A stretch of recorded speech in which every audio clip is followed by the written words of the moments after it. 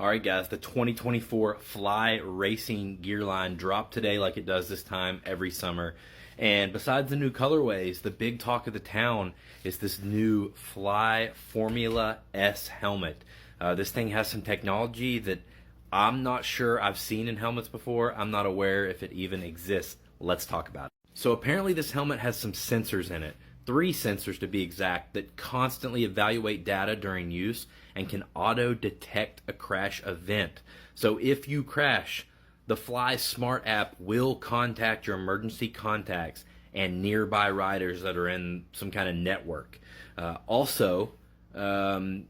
This can work with an SOS beacon, so it can give your GPS location if something happens. Apparently also it can work with analytics and like give you live GPS tracking, speed, accelerations, different stuff that's going to work with an app. It's pretty cool. Apparently it's rechargeable via micro USB. Why micro USB is the dumbest thing ever. Nobody uses that anymore. USB-C is the standard. Get with it, Fly.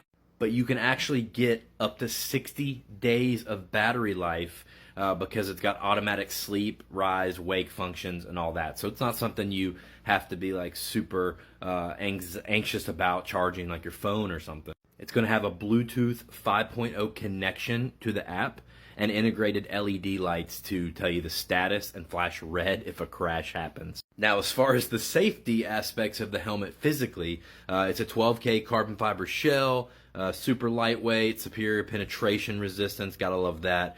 Impact energy cells made of Rheon. I've went over those on TikTok and Red Button channel videos with you guys before. Maximize absorption of low-speed linear and rotational impacts via the cone head EPS technology. Expanded volume EPS. Polypropylene chin bar.